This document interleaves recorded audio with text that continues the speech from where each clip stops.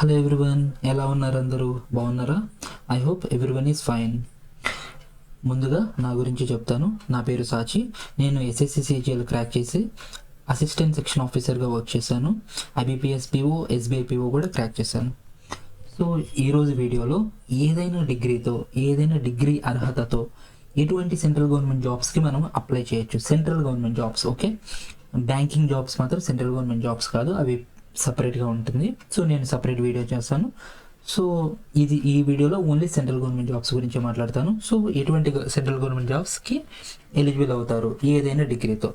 అయితే ముందుగా ఇది డిస్కస్ చేసే ముందు సో నేను మీకు ఒక చిన్న ఇన్సిడెంట్ చెప్తాను. సో నా రియల్ లైఫ్లో జరిగింది ఇది. యాక్చువల్గా నాకు ఒక చైల్డ్హుడ్ ఫ్రెండ్ ఉన్నాడు. సో అతను వచ్చేసరికి బీఎస్సీ కంప్యూటర్స్ చేశాడు. సో నేను ఎస్ఎస్సి సిజిఎల్ క్రాక్ చేసినప్పుడు అతను నాకు కాల్ చేశాడు. సో ఎందుకంటే అతను వచ్చేసరికి బీఎస్సీ కంప్యూటర్స్ మీద ఏమైనా సెంట్రల్ గవర్నమెంట్ జాబ్స్ ఉంటాయా, సో అలాగా అంటే వాటి గురించి తెలుసుకుందామని చెప్పేసి కాల్ చేశాడు అనమాట. సో అప్పటి వరకు అతనికి nil knowledge about central government jobs, okay. So నేను చెప్పాను, అంటే స్పెషలైజేషన్ కావాలంటే మాత్రం మనకి చాలా తక్కువ పోస్టులు ఉంటాయి, వేకెన్సీస్ అనేవి చాలా తక్కువగా ఉంటాయి, కాంపిటీషన్ కూడా చాలా ఎక్కువగా ఉంటుంది. కాబట్టి అలా కాకుండా ఎనీ డిగ్రీ వైపు కనుక చూసుకున్నట్లయితే వేకెన్సీస్ చాలా ఎక్కువగా ఉంటాయి, ఓకే. కాబట్టి అలాగా ట్రై చేయొచ్చు. అసలు ఏమేమి ఆర్గనైజేషన్స్ ఏమేమి పోస్టులు రిక్రూట్ చేస్తాయి అని చెప్పేసి నేను క్లియర్గా చెప్పాను. సో ఆ తర్వాత వచ్చేసరికేమో ఫస్ట్ ఆఫ్ ఆల్ నిజంగా చెప్పాలంటే ఫస్ట్ ఆఫ్ ఆల్ అతను చాలా సర్ప్రైజ్ అయ్యాడు. ఆ తర్వాత వచ్చేసరికి ఇన్ని పోస్టులు ఉంటాయి అని చెప్పేసి నిజంగా చాలా ఒక హ్యాపీగా ఫీల్ అయ్యాడు అనమాట. అంటే అతనికి అప్పటి వరకు ఏం తెలియదు అంట, ఓకే. ఆ తర్వాత స్టార్ట్ చేశాడు ప్రిపరేషన్. సో ఈవెన్ నేను గైడ్ చేశాను, సో ఎలా ప్రిపేర్ అవ్వాలి ఏంటి అని చెప్పేసి. సో 2 years మాత్రం బాగా కష్టపడ్డాడు అండి. 2 years బాగా కష్టపడ్డాడు. అయితే ఆ తర్వాత సీజిఎల్ క్రాక్ చేశాడు. సీజిఎల్ క్రాక్ చేసి ట్యాక్స్ అసిస్టెంట్గా వర్క్ చేస్తున్నాడు. సో ప్రజెంట్ చెన్నైలో ఇన్కమ్ ట్యాక్స్ డిపార్ట్మెంట్లో, ఓకే. సో నాకు అప్పుడు అనిపించింది అనమాట, సో అతనిలాగే ఇక్కడ మై ఫ్రెండ్స్ మీరందరిలో కూడా మేబీ చాలా మందికి ఫుల్గా ఇన్ఫర్మేషన్ తెలిసి ఉండకపోవచ్చు. అంటే అసలు ఏదైనా డిగ్రీ మీద ఏమేమి జాబ్స్ అనేవి నోటిఫికేషన్స్ పడతా ఉంటాయి, జాబ్ నోటిఫికేషన్స్ అనేవి పడతా ఉంటాయి సెంట్రల్ గవర్నమెంట్లో పర్టికులర్గా. సో అని చెప్పేసి తెలిసి ఉండకపోవచ్చు. అందుకోసం అని చెప్పేసి ఈ వీడియో చేస్తున్నాను. దీంట్లో మ్యాక్సిమం నాకు తెలిసిన నాలెడ్జ్లో, ఓకే, ఐ థింక్ నేను 10 years పైనుంచి నేను ఈ ఫీల్డ్లో ఉన్నాను. కాబట్టి నాకు తెలిసిన నాలెడ్జ్లో ఈ సెంట్రల్ గవర్నమెంట్లో ఏమేమి నోటిఫికేషన్స్ పడవచ్చు ఏదైనా డిగ్రీ మీద అని చెప్పేసి నేను డిస్కస్ చేయబోతున్నాను. So please like this video and share this video to your friends. డెఫినెట్గా ఇది చాలా ఇన్ఫర్మేటివ్గా ఉంటుంది ఇది మీకు. So subscribe to my channel. ఎందుకంటే ఇది ఒక్క వీడియోనే కాదు, జాబ్ రిలేటెడ్ చాలా వీడియోస్ అనేవి నేను ఫ్రీక్వెంట్గా పెడుతూనే ఉంటాను. ఎట్ ద సేమ్ టైం నాకున్న నాలెడ్జ్ని మీతో అందరితో షేర్ చేసుకుంటూ ఉంటాను. ఎట్ ద సేమ్ టైం ఏదైతే కాంపిటేటివ్ ఎగ్జామ్ పర్స్పెక్టివ్లో ఇంపార్టెంట్ కాన్సెప్ట్స్ ఉంటాయో, రీసెంట్గా నేను క్వాంట్ స్టార్ట్ చేశాను. ఒక క్వాంటే కాదు, ఇంకా వేరే సబ్జెక్ట్స్ కూడా నేను తీసుకుంటాను. ఇంపార్టెంట్ కాన్సెప్ట్స్ని షార్ట్ అండ్ క్రిస్పీ మేనర్లో నేను చెప్పడానికి ట్రై చేస్తాను. రీసెంట్గా నేను 3 టాపిక్స్ కవర్ చేశాను: HCF, LCM, factors of composite numbers, తర్వాత డివిజిబిలిటీ టెస్ట్. ఇవి 3 చాలా ఇంపార్టెంట్ టాపిక్స్, ఓకే. సో అవి కవర్ చేశాను. సో ఎవరైనా చెక్ చేయకపోతే ప్లీజ్ చెక్ చేయండి, ఓకేనా. So please subscribe to my channel. So ఇప్పటికే చాలా లేట్ అయిపోయింది, స్టార్ట్ చేసేద్దాం వీడియో, ఓకే. అయితే ఎగ్జామ్ కండక్టింగ్ బాడీస్ని మనము 3 రకాలుగా డివైడ్ చేద్దాం. యూపీఎస్సి అంటే union public service commission, SSC staff selection commission, RRB railway recruitment board. అయితే ఇంకొకటి మిస్లేనియస్ డిపార్ట్మెంట్స్ అని ఎందుకు పెట్టానంటే, యూజువల్గా ఇది వచ్చేసరికేమో ఎవరైనా రిక్రూట్మెంట్ జరగాలి అంటే వాళ్ళే టెస్ట్లు పెట్టేసేసి రిక్రూట్మెంట్ చేసుకుంటూ ఉంటారు అనమాట. సో అది నేను లాస్ట్లో చెప్తాను ఎలాంటి డిపార్ట్మెంట్స్ అని. సో ఫస్ట్ ఆఫ్ ఆల్ మనకి ఇది డిస్కస్ చేయబోయే ముందు ఫస్ట్ శాలరీ అనేది ఎలా ఉంటుంది అని చెప్పి తెలుసుకుందాం. యూజువల్గా మనకి శాలరీ అనేది చాలా ఇంపార్టెంట్ కదా. సో ఫస్ట్ అసలు ఏ జాబ్ అన్నా కానీ ఎంత శాలరీ అని చెప్పేసి అడుగుతూ ఉంటాము, తెలుసుకుంటూ ఉంటాము, ఓకే. సో అసలు ఫస్ట్ ఇక్కడ శాలరీ అనేది ఎలా ఫిక్స్ అవుతుంది అంటే 7th CPC పే మ్యాట్రిక్స్ని బట్టి. 7th CPC అంటే ఏంటంటే 7th సెంట్రల్ పే కమిషన్ అనమాట. సో ఆ కమిషన్ ఫిక్స్ చేసిన పే మ్యాట్రిక్స్ని బట్టి మనకి శాలరీ అనేది ఫిక్స్ అవుతుంది అనమాట. యాక్చువల్గా నేను ఇక్కడ 10 levels వరకు మాత్రమే ఇచ్చాను, ఇంతకు మించి ఉంటాయి. ఐ థింక్ 18 వరకు ఉంటాయి అనుకుంటా, ఓకే. సో అదంతా మనకు అక్కర్లేదు, ఇక్కడ వరకు చూద్దాం. ఓకే, సో ఇక్కడ ఫర్ ఎగ్జాంపుల్ ఫస్ట్ లెవెల్లో కనుక జాయిన్ అయ్యామంటే మనకి ఫస్ట్ బేసిక్ శాలరీ 18,000 నుంచి స్టార్ట్ అవుతుంది అనమాట. ఒకవేళ అసలు ఏ ప్రమోషన్ రాకుండా ఉన్నట్లయితే ఇంక్రిమెంట్లతో సహా హైయెస్ట్ అమౌంట్ 56,900 వరకు వెళ్తూ ఉంటుంది. ఓకే, అయితే సెకండ్ లెవెల్ కనుక స్టార్ట్ అయినట్లయితే జాయిన్ అయినట్లయితే మన బేసిక్ శాలరీ అనేది 19,900 దగ్గర ఫిక్స్ అవుతుంది.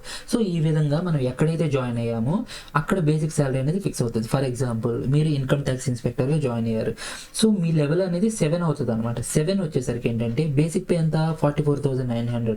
మీకు డౌట్ రావచ్చు, ఏంటి 44,900 శాలరీ వచ్చేది? కాదండి, అది కాదు. ఓకే, ఫస్ట్ బేసిక్ శాలరీ వస్తుంది అనమాట. ఆ తర్వాత దానికి కూడా ఎలవెన్సెస్ అనేవి వస్తాయి. ఎలవెన్సెస్ అంటే ఎలాగా, హెచ్ఆర్ఏ అంటే హౌస్ రెంట్ ఎలవెన్స్ అనమాట. తర్వాత డిఎన్ఎస్ ఎలవెన్స్ అనేది ఇయర్లీ ట్వైస్ ఇస్తూ ఉంటాడు, పెంచుతూ ఉంటాడు. ఓకే, తర్వాత ట్రాన్స్పోర్ట్ ఎలవెన్స్ అని, ఇంకా కొన్ని డిపార్ట్మెంట్లో స్పెషల్ ఎలవెన్సెస్ ఉంటాయి అనమాట. సో ఈ విధంగా ఎలవెన్సెస్ అనేవి ఇస్తూ ఉంటారు అనమాట. అయితే ఇవన్నీ కలపగా వచ్చే ది గ్రాస్ శాలరీ అనమాట. సో అది మేజర్ అమౌంట్. ఓకే, ఇక్కడ ఫర్ ఎగ్జాంపుల్ హెచ్ఆర్ఏ ఉందండి. హెచ్ఆర్ఏకి దీనికి సంబంధం ఏంటి బేసిక్ శాలరీ కంటే? ఇప్పుడు హెచ్ఆర్ఏ ఉంది, హెచ్ఆర్ఏ సిటీస్లో 24% అనమాట. అయితే 24% ఆఫ్ బేసిక్ శాలరీ అనమాట. ఫర్ ఎగ్జాంపుల్ మన బేసిక్ అనేది 44,900 అనుకోండి, అప్పుడు హెచ్ఆర్ఏ వచ్చేసరికి 24% ఆఫ్ 44,900. ఈ అమౌంట్ ఎంత వస్తే అంత.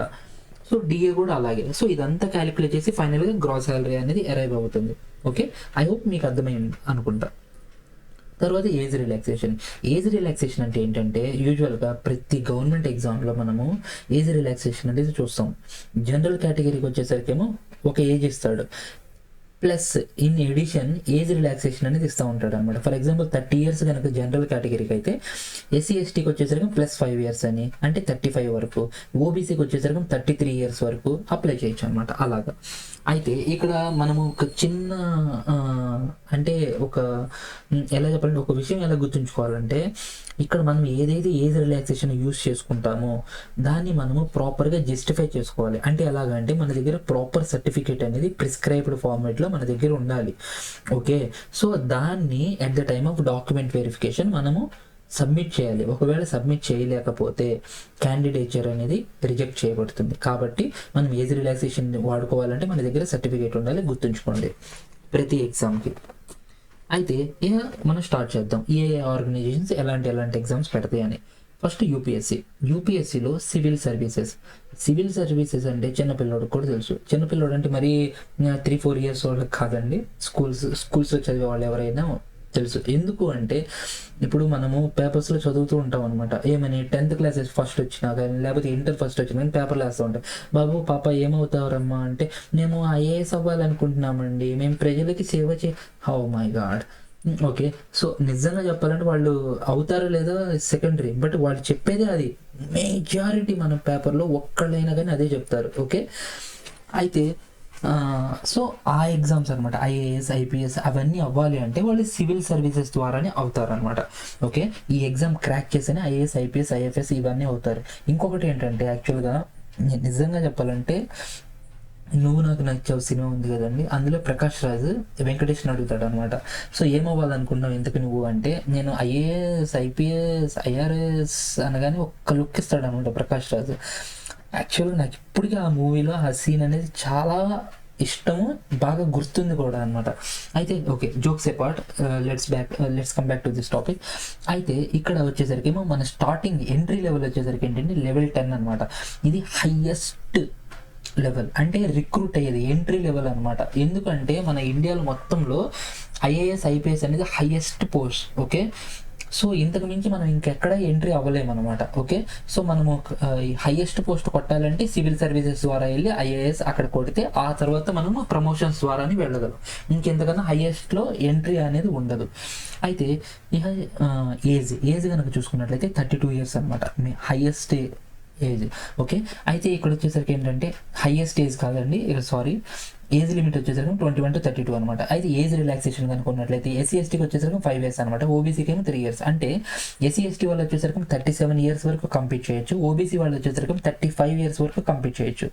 ఈ నోటిఫికేషన్ అనేది ఎవ్రీ ఇయర్ వస్తుంది అనమాట. ఓకే, ఆ తర్వాత ఈపీఎఫ్ఓ స్పెషల్ అడ్వర్టైజ్మెంట్ అనమాట. ఈపీఎఫ్ఓ అంటే ఏంటంటే employment provident fund organisation.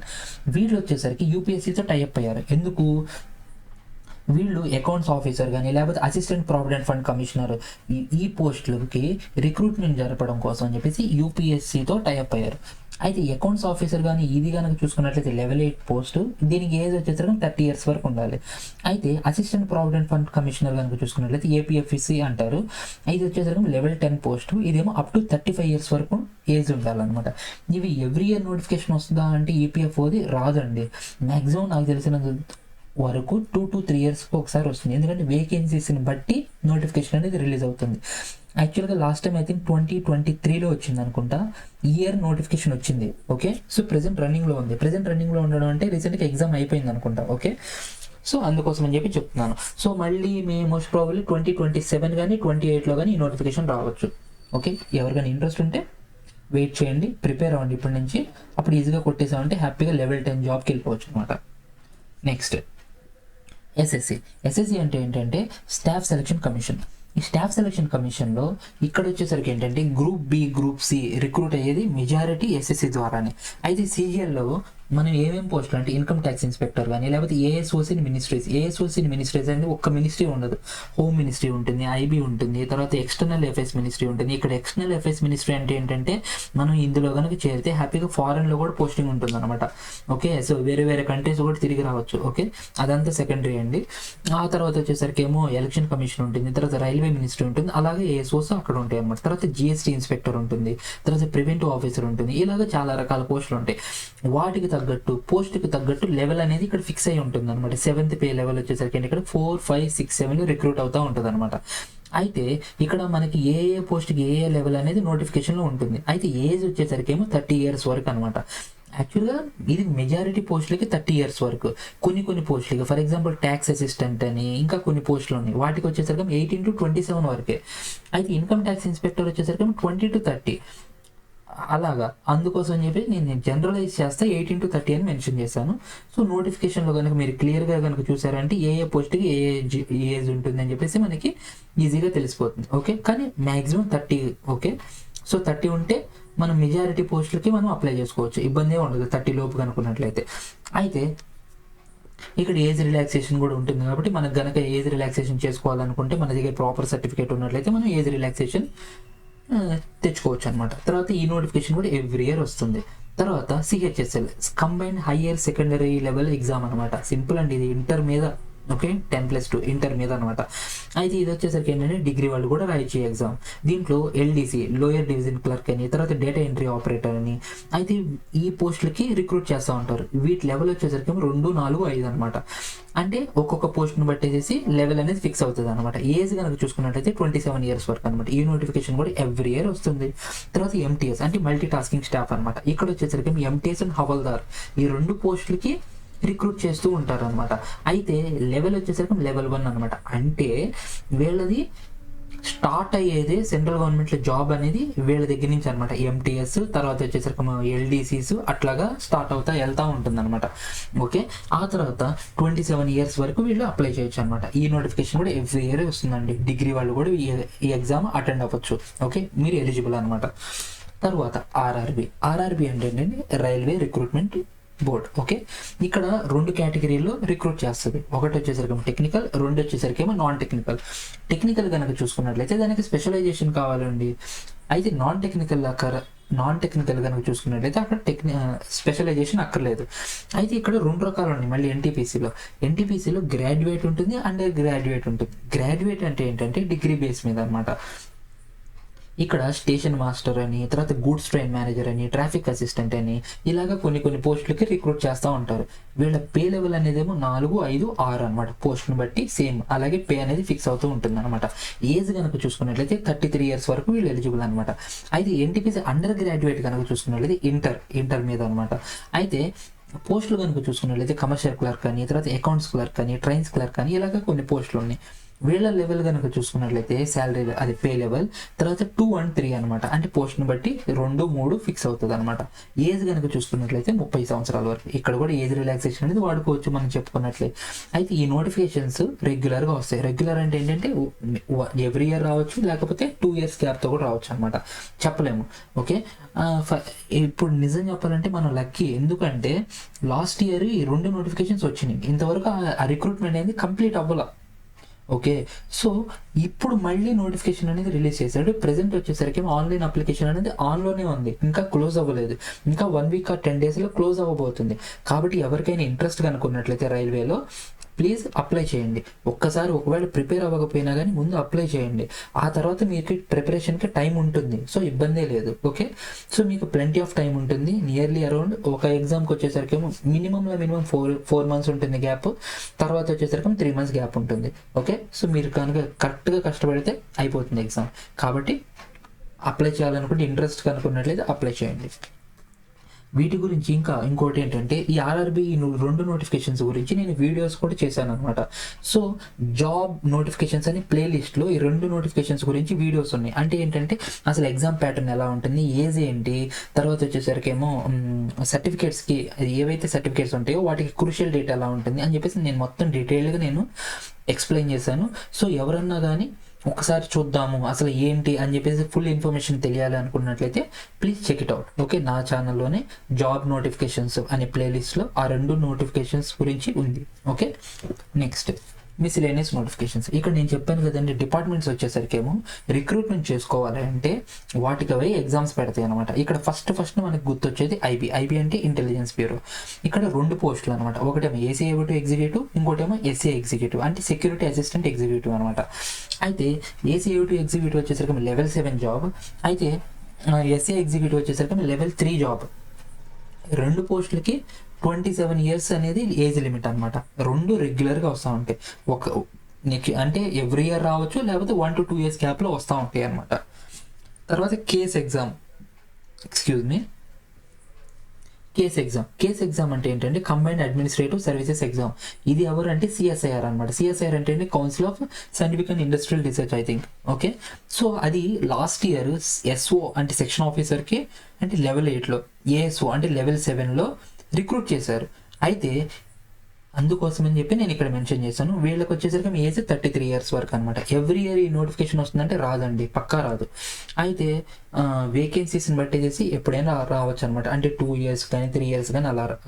So ఒకసారి లాస్ట్ ఇయర్ నోటిఫికేషన్ ఇచ్చింది కాబట్టి ఒకసారి మనం కనుక మెన్షన్ చేస్తే మీకు కూడా ఒకసారి అంటే ఎప్పుడైనా అబ్జర్వ్ చేస్తూ ఉంటారు. ఎప్పుడైనా సిఎస్ఐ నోటిఫికేషన్స్ కనుక వచ్చినట్లయితే వీటికి రిలేటెడ్గా వస్తే అప్లై చేసుకుంటారని చెప్పి నేను చెప్తున్నాను. బట్ సమ్హౌ మీరు కనుక ఈ ఛానల్కి సబ్స్క్రైబ్ చేసుకున్నట్లయితే డెఫినెట్గా నేను జాబ్ నోటిఫికేషన్స్లో నేను వాటి మీద క్లియర్గా వీడియోస్ చేసి పెడతా ఉంటాను. మీకు రెగ్యులర్ అప్డేట్స్ వస్తూ ఉంటాయి. So don't forget to subscribe my channel. Okay, మీకు కాంపిటేటివ్ ఎగ్జామ్ కంటెంట్ అనేది చాలా ఎక్కువగా రాబోతుంది. Please wait and watch. Okay, తర్వాత ఐకార్ అంటే ఏంటంటే అగ్రికల్చర్ రీసెర్చ్ ఇన్స్టిట్యూట్స్ అనమాట ఇవన్నీ. అయితే ఇవి కూడా అసిస్టెంట్స్ అనేవి రిక్రూట్ చేసుకున్నాయి. ఇప్పుడు లాస్ట్ ఇయర్ రిక్రూట్ చేసుకున్నాయి. ఇవి level 6, level 7లో రిక్రూట్ చేసుకున్నాయి అనమాట. ఏజ్ కనుక చూసుకున్నట్లయితే 30 years వరకు అనమాట. ఇది కూడా అంతే, రెగ్యులర్గా రాదు. సో వేకెన్సీస్ని బట్టి వస్తూ ఉంటుంది అనమాట. 2 అవ్వచ్చు, 3 అవ్వచ్చు, అలాగా ఎప్పుడైనా రావచ్చు, చెప్పలేము మనం. Okay, so next Kendriya Vidyalaya అంటే సెంట్రల్ స్కూల్స్ అనమాట. సో ఇవి అక్రాస్ ద కంట్రీ ఉంటాయి అనమాట. ఓకే, ఇక్కడ యూజువల్గా సెంట్రల్ గవర్నమెంట్ ఎంప్లాయీ పిల్లలు ఎవరైతే ఉన్నారో ఇక్కడ చదువుతూ ఉంటారు. సో దీంట్లో కూడా టీచర్స్ అలా కాకుండా ఏఎస్ఓస్ అంటే డిగ్రీ బేస్ మీద ఏఎస్ఓస్ ఇంకా క్లర్క్స్ కూడా ఉన్నాయి అనుకుంటా అండి. సో ఈ పోస్టులను కూడా రిక్రూట్ చేయబోతున్నారు. ఓకే, వేకెన్సీస్ అనేది లిస్ట్ ఏదో వదిలాడు, దాంట్లో అయితే మాత్రం నాకు ఏఎస్ఓస్ అయితే కనపడి, కాబట్టి నేను ఇక్కడ మెన్షన్ చేశాను. సో ఈ నోటిఫికేషన్ వచ్చేసరికి ఏమో నెక్స్ట్ ఇయర్ స్టార్టింగ్లో రావచ్చు, ఛాన్సెస్ అనేవి చాలా ఎక్కువగా ఉన్నాయి. అయితే బంపర్ వేకెన్సీస్ రాబోతున్నాయి. కేంద్రీయ విద్యాలయ, నవోదయ విద్యాలయ ఐ థింక్ 2 కలిపి చేస్తున్నాయి అన్నమాట, ఒకటే నోటిఫికేషన్. తర్వాత ఏజ్ కనుక చూసుకున్నట్లయితే అప్ టు 35 years ఉందని చెప్పేసి అంటున్నారు. ఎందుకంటే ప్రీవియస్ నోటిఫికేషన్ అంతకుముందు ఎప్పుడో నోటిఫికేషన్ వస్తే దాంట్లో 35 years మెన్షన్ చేశారంట. అందుకోసం చెప్పేసి ఇక్కడ కూడా నేను 35 years మెన్షన్ చేశాను. ఒకసారి నోటిఫికేషన్ వస్తే కానీ మనకి క్లారిటీ అనేది రాదు. యూజువల్గా ఇది ఎవ్రీ ఇయర్ వస్తుందంటే రాదండి. సో ఇది కూడా వేకెన్సీస్ని బట్టి ఇస్తూ ఉంటాడు అనమాట. సో ఐ హోప్ ఇంతటితో వీడియో అయిపోయిందండి. ఐ హోప్ మీకు ఇవన్నీ చూసిన తర్వాత మేబీ ఒక ఇన్ఫర్మేషన్ అనేది మేబీ ఇంకా ఈ ప్రజెంట్ ఉన్న ఇన్ఫర్మేషన్ కంటే ఇంకా కొంచెం అడిషనల్ ఇన్ఫర్మేషన్ నేను ఇచ్చానని నేను అనుకుంటున్నాను. ఎవరికైతే తెలియలేదో అంటే ఏమేమి నోటిఫికేషన్స్ ఉంటాయని, ఐ హోప్ ఇది చాలా యూస్ఫుల్ అవుతుందని చెప్పేసి నేను అనుకుంటున్నాను. I hope you like this video. Please like చేయండి, ఓకే? సో రీచ్ ఎక్కువ ఉంటుంది. తర్వాత ఏమో share it to your friends. తర్వాత వచ్చేసరికి ఏమో please subscribe to my channel please, ఓకేనా? ఐ హోప్ అనేది రిపీట్ అయిపోతుంది కదండి. ఏం చేద్దాం అంటే కొత్త కదా ఫీల్డ్కి, అందుకోసం చెప్పేసి అంటే టీచింగ్ ఇది కొంచెం ఇది అవుతుంది అంతే. So don't take it otherwise. Thank you so much. జై హింద్.